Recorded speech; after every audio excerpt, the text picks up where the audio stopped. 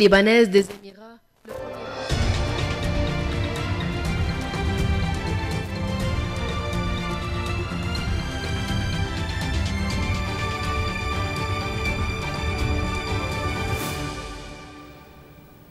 Bonsoir et merci d'être au rendez-vous pour passer en revue les principales informations de ce jour.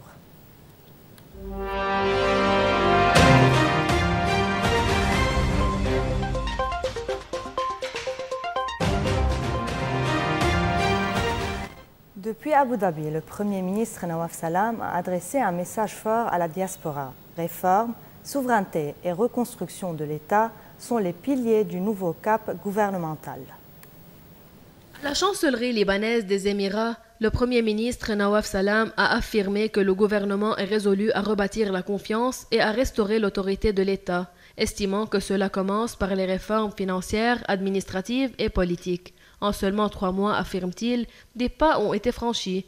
Adoption de la loi sur le secret bancaire, projet de réforme du secteur financier, renforcement de l'indépendance judiciaire et nouvelles méthodes pour les nominations administratives. Autre priorité affichée, la souveraineté. Nawaf Salam a réaffirmé l'objectif de déployer l'autorité de l'État sur l'ensemble du territoire libanais, en insistant sur le monopole de l'État sur les armes et la décision de guerre et de paix. Le Premier ministre promet surtout un changement visible. Il évoque l'amélioration des infrastructures, la tenue des élections municipales et l'engagement à organiser les élections législatives dans moins d'1 an.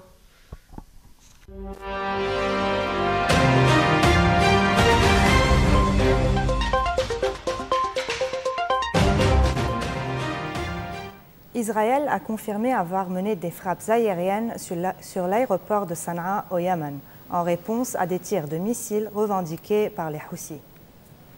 L'aviation israélienne a frappé l'aéroport de la capitale yéménite selon un communiqué officiel de l'armée israélienne. Objectif, répondre aux attaques de missiles tirés depuis le Yémen et interceptés la veille au-dessus d'Israël. La chaîne Al-Masira, affiliée aux Houthis, a confirmé l'attaque israélienne et affirmé qu'un avion de la compagnie nationale yéménite aurait été directement visé. Selon l'armée israélienne, l'aéroport de Sanaa aurait servi à transporter des terroristes menant des opérations contre Israël, tout comme les ports de Hodeïda et de Salif, déjà ciblés la semaine dernière. Mardi, un missile et un autre projectile ont été interceptés par les défenses israéliennes. Les Houthis revendiquent le tir de 2 missiles balistiques, affirmant agir en solidarité avec les Palestiniens de Gaza. À Gaza, l'aide humanitaire continue de susciter la controverse. Le nouveau système de distribution mis en place par les États-Unis en contournant les Nations Unies est dénoncé par le chef de l'UNRWA comme une perte de ressources et une distraction face à l'urgence humanitaire. Des scènes de chaos et de désespoir à Rafah. Une 40aine de personnes ont été blessées, la plupart par des tirs de militaires israéliens, quand des milliers de personnes affamées se sont ruées dans un nouveau centre de distribution d'aide à Gaza. Ce dispositif, baptisé Gaza Humanitarian Foundation et soutenu par Washington, est présenté comme une alternative au système de l'ONU.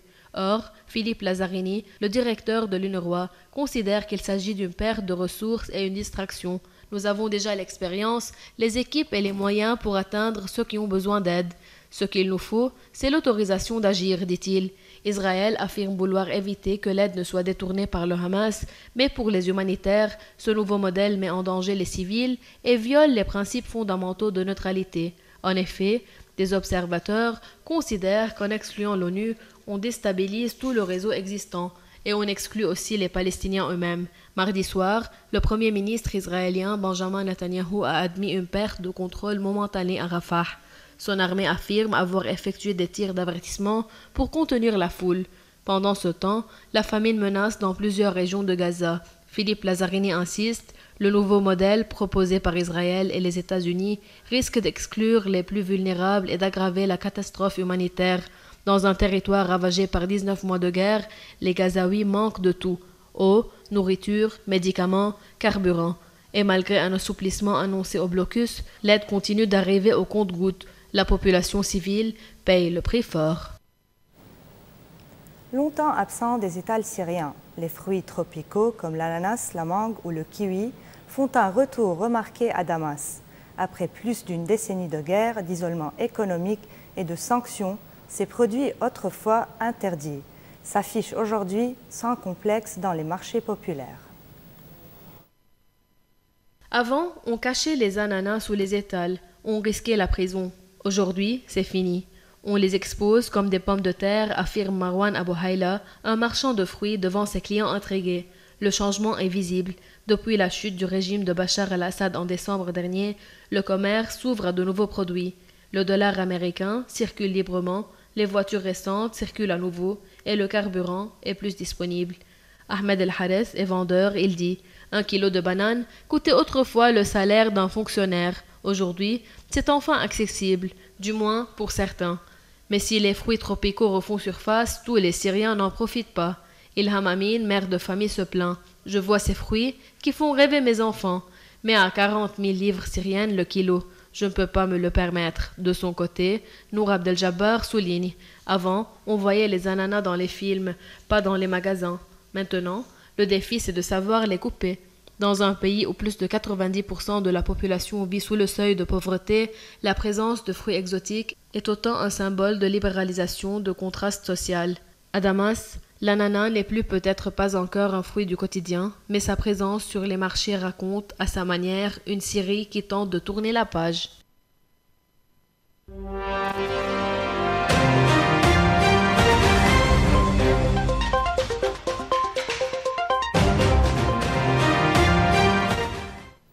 C'est la tension extrême entre Moscou et Kiev. La Russie affirme avoir intercepté près de 300 drones ukrainiens en quelques heures. Parmi les cibles, la capitale russe, mais aussi plusieurs régions frontalières. C'est un ton de plus en plus offensif que Donald Trump adopte vis-à-vis de Vladimir Poutine. Sur son réseau Truth Social, il accuse le président russe de mettre en péril la stabilité mondiale. Il a écrit « Il joue avec le feu. Sans moi, la Russie subirait des choses très mauvaises. » Un message qui rompt avec la posture plus conciliante affichée jusque-là. Pendant ce temps, le président Zelensky appelle les Occidentaux à renforcer les sanctions, dénonçant le sentiment d'impunité de Moscou. Des nouvelles sanctions américaines pourraient être annoncées dans les jours qui viennent. Selon le Wall Street Journal, elles pourraient viser le secteur bancaire russe et les pays qui achètent encore ces hydrocarbures. Ce conflit a suscité une nouvelle escalade verbale entre Donald Trump et Vladimir Poutine. Le président américain accuse le maître du Kremlin de jouer avec le feu, alors que le conflit russo-ukrainien connaît une intensification sans précédent.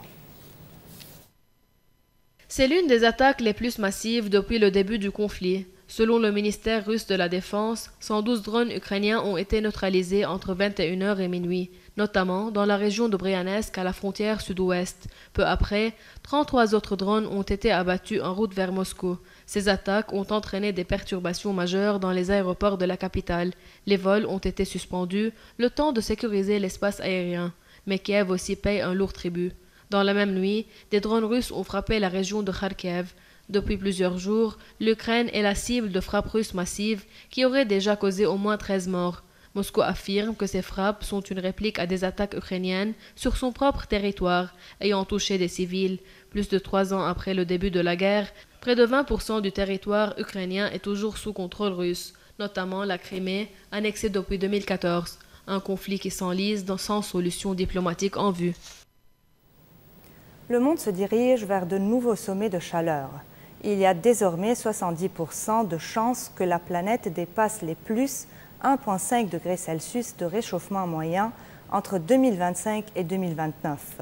Une alerte sérieuse sur les dérèglements climatiques à venir.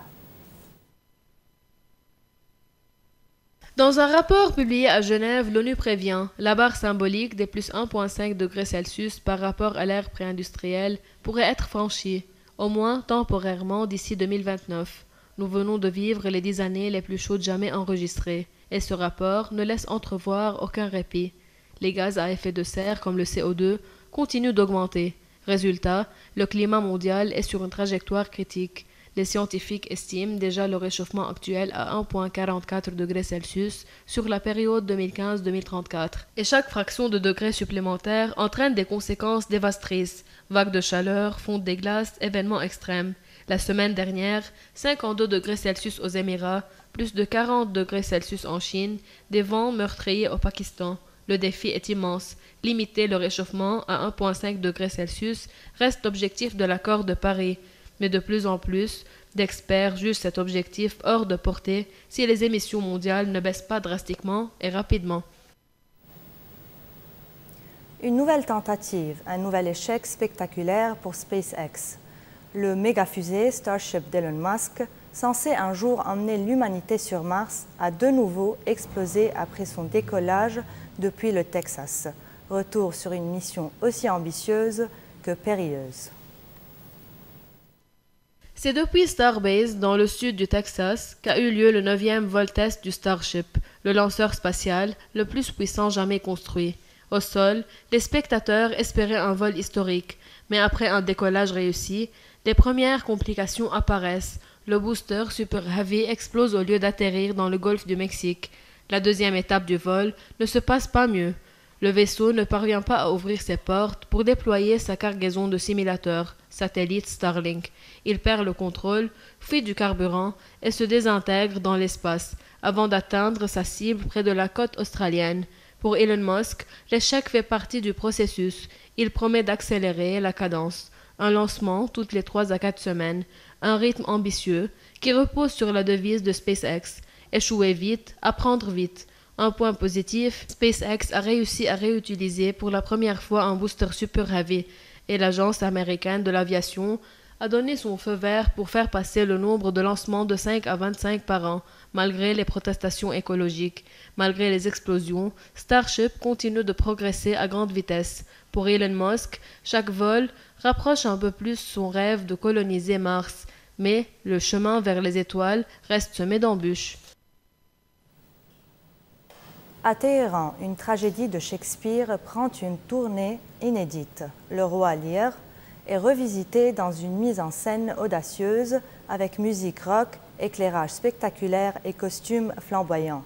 Objectif, séduire un public jeune et renouveler le regard sur le classique important. Bienvenue dans un univers shakespearien revisité. À Téhéran, le roi Lear prend les accents d'un concert rock. La metteur en scène, Elika Abdulrazari, considère si elle avait monté la version originale telle qu'elle. Cela aurait été trop lourd. Elle a voulu transformer les longues tirades en images, en mouvements, en musique et en danse. Costumes inspirés du XVIIe siècle, éclairage dynamique, chant en live. Cette adaptation bouscule les codes traditionnels du théâtre iranien, mais elle séduit. Un spectateur affirme « Je ne pensais pas pouvoir suivre une pièce de 2 heures, mais c'était captivant. Les acteurs, la musique, la scénographie, tout était excellent. » Dans le rôle titre, l'acteur Ahmad Sachian livre une performance saluée. Il déclare « C'est probablement le plus grand rôle de ma carrière. Lear, c'est un roi, un père, un homme brisé par l'orgueil et le pouvoir. » Et dans le dernier acte, un message résonne fort, celui de justice sociale, puisque Lear demande aux puissants de s'exposer à la souffrance des plus pauvres. Ce message traverse les siècles, rappelle l'acteur principal. C'est la fin de cette édition. Merci de nous avoir suivis. On se retrouve demain, même heure, même antenne. Bonne soirée à tous.